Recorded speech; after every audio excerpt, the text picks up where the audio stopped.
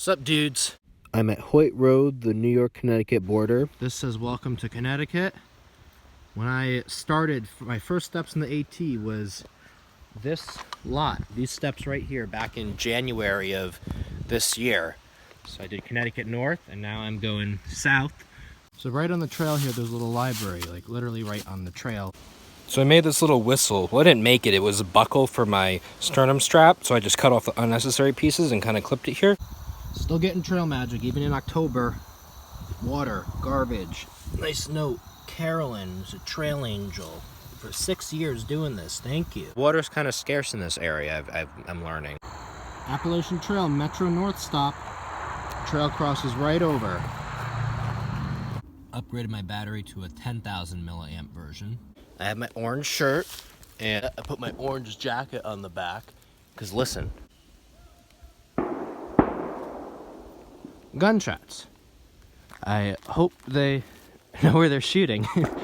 Ooh, those are close and loud. This is RPH Shelter in New York. It's one of the nicer shelters. It has bunks, has a garbage can. You can order pizza to here. It's got picnic tables, lounge chairs. It's just a really nice shelter. If you look up here, that freaked me out for a second. When I first saw that, it's just like a funny joke. And I was getting water here, just sitting down, filtering, and then this guy named Jim just comes over, and he does trail magic here usually in the peak seasons. He was just coming by to see if there were any thru-hikers. So we started talking, and he ended up inviting me out to lunch with him. So he took me to this pizza place down there, and we just talked about the trail and hiking, and it was great. So thanks, Jim. It was great to meet you. Cool to hike around here, because I've driven like all these highways that we're crossing. I've driven on them, and I've been to a lot of these towns, so it's neat to see it from the trail's perspective.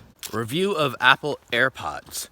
I love them. I've been hiking for 3 or 4 days with them, and they're amazing. Like, they don't fall out. They stand easier than the wired ones, because the wired ones have that cord with the weight hanging down, and it's, you know, bobbing up and down as you're hiking. I love that you can just use one, listen to audiobooks, podcasts, music. I'm hiking, and these people I passed by, and they're like, hey, there's a wasp nest up there, like a few hours ahead of you, but watch out for it. But they say there's trekking poles that mark it.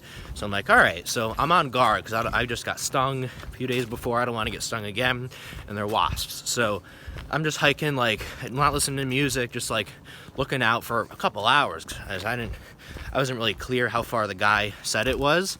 So I'm hiking, and I finally see a tree with trekking poles, and the guy said it was like in the tree or somewhere like right by the tree. So I'm like, all right, that's it. So I'm like, I'm gonna avoid it. So I do like a detour in the woods to go around the tree, go back on the trail, and then I'm like, all right, cool, I'm in the clear, didn't get stung, nice.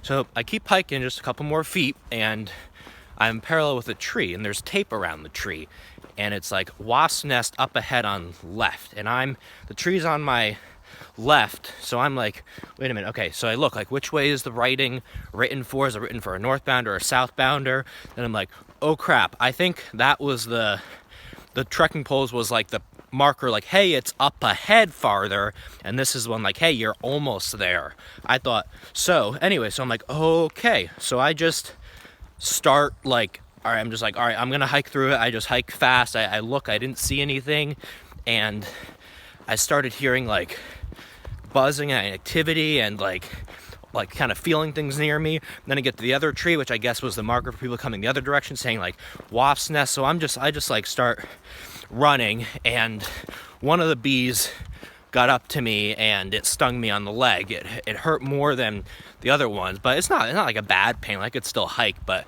you feel it for a little bit. And then as like I was hiking, every time I would flex that muscle, I would feel a little kind of like pinch, like there's a needle in there type thing, but it wasn't bad. So anyway, I just wanted to share the funny story about like the marking with the bees and the trees, and how put all this effort into avoiding it and still got stung. So there's all these little markers on the trail. So Appalachian National Scenic Trail, do not disturb. It's got the AT symbol, and I think some of them say elevation on it, but they're just like in the ground, and they mark, I guess, where the trail is. On the trail right now, and it literally goes right by a deli, Appalachian-Trail. By the way, coolest toothpaste holder, just covers it up, No need for a big thing. Hey, crossing the Hudson River. There's the Bear Mountain Bridge. They don't allow hikers to, you can't walk over it, so I'm gonna have to swim the river. Just kidding, you walk across the bridge. Sidewalk here. They charge hikers a toll. It's kind of stupid. Just kidding, it's free. Make sure to pay your toll, hikers. Only northbounders, haha. So the AT goes right through this zoo. There's White Blazes. You can pause this and try to read it, but a lot of interesting history about the trail here. Third and fourth bears that I've seen. First was in Smoky Mountain National Park. Second was a cub in Massachusetts at night.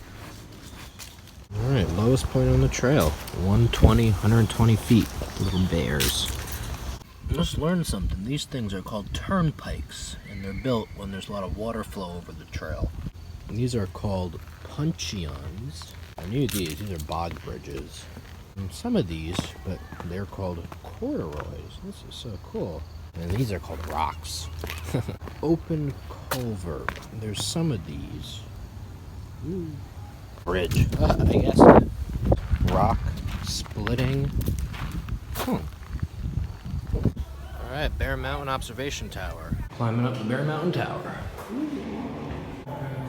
You can see the New York skyline in the distance here. There it is.